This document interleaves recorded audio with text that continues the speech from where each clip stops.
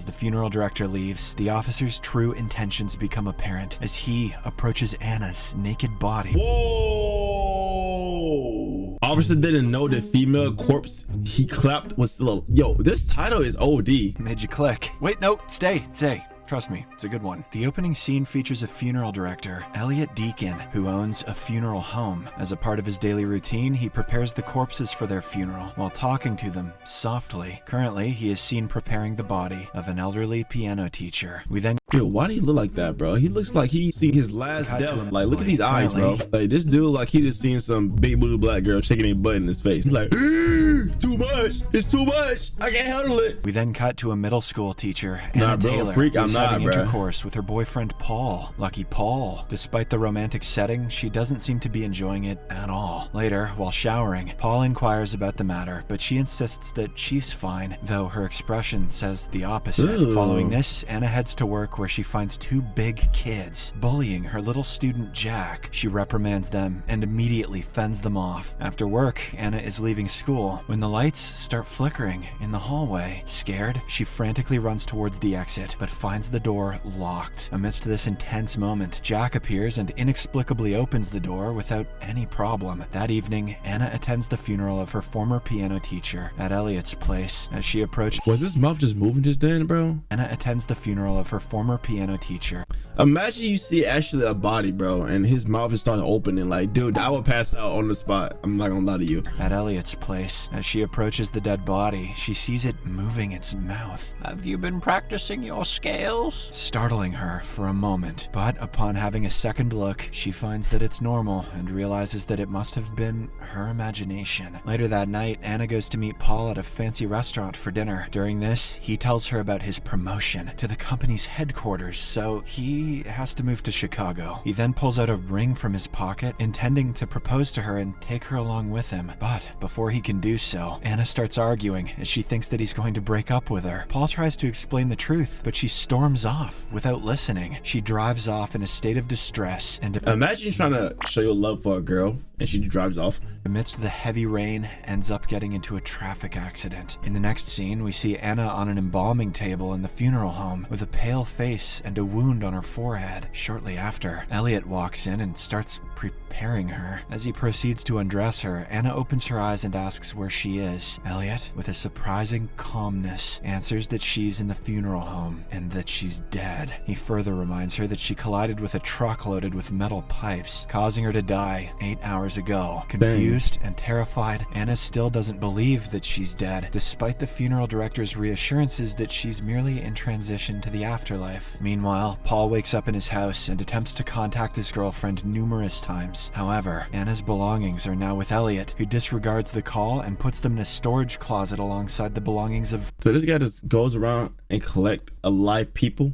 and just put them in the storage, bro? Like, that's kind of crazy. other corpses. Unable to find her anywhere, Paul goes to her mother's house to inquire about her whereabouts. Much to his shock, Mom reveals about the tragic accident that led to her demise. In addition, she blames him for letting her drive in such bad weather. Back in the funeral home, Elliot stitches Anna's wounds, and she's perplexed that she isn't feeling pain. She inquires about this, but he ignores her and injects her with a fictional drug called hydronium bromide. Of course it has bro in the name. What kind of Diddy stuff is this, bro? Which she claims will relax her muscles. A while later, Anna's wheelchair-bound mother arrives at the funeral home to see her. In a crying voice, she talks to Anna's body, asking who is going to take care of her now. Before departing, she asks Elliot to turn her hair to its natural color, brown. Later on, Anna wakes up to find herself alone in the room. She musters up enough strength and sits in an upright position. She then walks up to the landline phone, but it isn't working. Just then, Paul shows up in the funeral home and requests Elliot let him see his girlfriend. Despite his desperation, the funeral director doesn't let him in because he has no legal ties to her. Hearing Paul's voice, Anna screams and pounds on the door, but her efforts go unnoticed. Paul then goes to police station to meet his friend Tom in hopes that he can do something to let him inside the funeral home. However, another police officer informs him that Tom has gone for his patrol duty and will be back soon. Until that time, Paul enters the police impound and sits inside Anna's wrecked car. During this, he has a vision of his girlfriend, which is suddenly interrupted by Tom's hand. Paul implores him to do something to facilitate his entry to see Anna, but the latter is helpless in this regard. On the other hand, Anna wanders around the room and finds another corpse lying on the table. Not wanting to end up in such a fate, she grabs a pair of scissors and waits for Elliot. As soon as he walks in, she threatens to kill him, but the latter looks unfazed. He claims that she is incapable of harming him because she's already dead. Anna argues, questioning how she's able to talk to him if she's dead. At this point in time, Elliot reveals that she's able to talk to him because he has a gift. I have a very particular set of skills. I see dead people.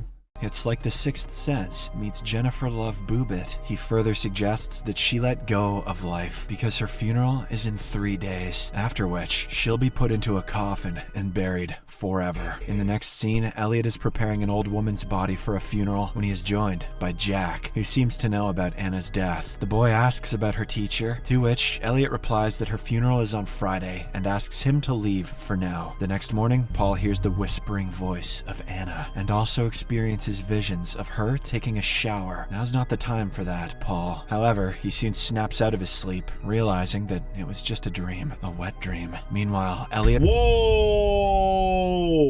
Whoa! Did he just say a wet dream about a dead... Alright, bro. It returns to Anna with a dress, which she will be wearing in her funeral. While he is distracted, she discreetly steals a bunch of keys from his pocket. Later, as Elliot sets out to pick up another dead body from the hospital, Anna hastily uses the stolen keys and tries unlocking the door. Elliot pulls over at a gas station to refill his tank, and this is when he realizes that he forgot his keys. So, he rushes back to the funeral home. In the interim, Anna manages to unlock the door and wanders around the house. She soon comes across a room with a telephone. She quickly dials Paul's number and starts praying for him to pick up. After a long ring, he does pick up the call, but soon hangs up, thinking that it's another hallucination. Just then, Elliot finds her and lets her see her corpse-like self in a mirror. This finally makes her believe that she actually has died. At the same time, Jack, who is standing right in front of the house, notices Anna, leaving him in shock. Additionally, another suspicious event transpires. Anna sighs in front of the mirror, causing her breath to fog it. However, Elliot cleverly wipes it off before she sees it. Now that she is convinced of her death... Yo, why is this man kidnapping people and thinking that they're dead? Like, this dude got too much time on his hands. Oh, he's trying to make more money for the funeral. That's why.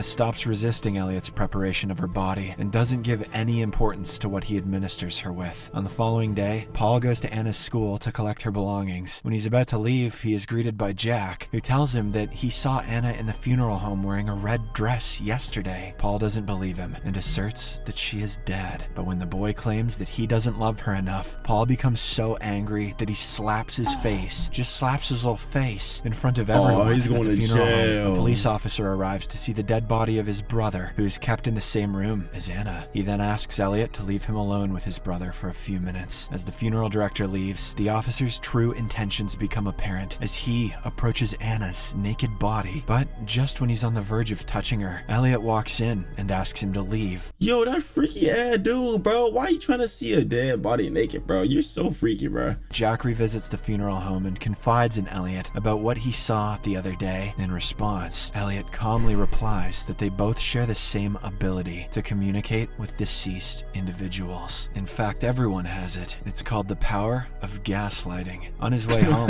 Paul suddenly recalls the red dress Anna wore in the morning before she died. This raises his suspicion that his girlfriend might still be alive. He rushes to the funeral home, demanding to see her, but Elliot refuses. This time, Paul ignores him and breaks in, calling out for Anna. He continues searching for her until the funeral director threatens to summon the police. Paul then goes to the police station and tells Tom that his girlfriend is still alive. He further speculates that Anna has been sedated with some high dose of drugs, slowing down her heartbeat to the lowest point. However, his friend doesn't believe in him, as he doesn't have any evidence to back up his claim. Later on, Elliot dresses Anna with her funeral attire, while the two have some deep conversation. She confesses that she was never happy with her life and wasn't able to love Paul wholeheartedly. However, now she regrets everything. The scene then cuts to the day of the funeral, where Elliot places Anna in the coffin. As he prepares to inject her with another dose of drugs, she asks to see herself just one last time. He then holds up a small mirror, and while she stares at herself, she notices her breath condensing on the glass. This makes her realize that Elliot has been lying to her the entire time and that she isn't dead yet. In a state of panic, she tries to fight, but Elliot administers the drugs, rendering her unconscious. Later, everyone gathers in the funeral home to pay their final respects to Anna. A short while later, Paul also shows up and places the engagement ring on her finger. During this time, her lips and eyelids move a little, so Elliot nervously decides to close the coffin. After it is buried in a graveyard, the devastated Paul starts drinking heavily. He is then approached by the funeral director, whom Paul blames for burying Anna alive. In response, Elliot claims that maybe he is right and tells him to go check for himself. Infuriated, Paul reacts aggressively, but before he can attack, Elliot tells him that he does not have much time left. Sensing the urgency of the situation, Paul drives towards the graveyard at full speed. Meanwhile, Anna wakes up inside the coffin and frantically screams for help as she slowly runs out of oxygen. Despite being under the influence of alcohol, Paul dodges several vehicles on the highway. He then arrives at the graveyard and quickly digs up Anna's coffin, taking her out. He somehow manages to revive her, after which she confesses her love for him. At the same time, Paul hears some odd sounds, and Anna—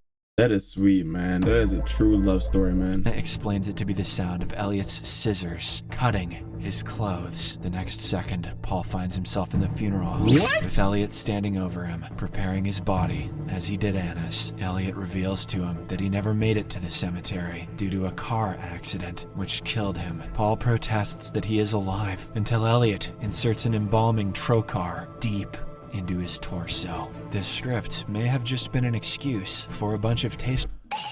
This story sucks, bro. How do you go from the graveyard to back to the cemetery? Like, that's just dumb, bro. But that was actually a pretty good twist. Dude, that was a dumb twist.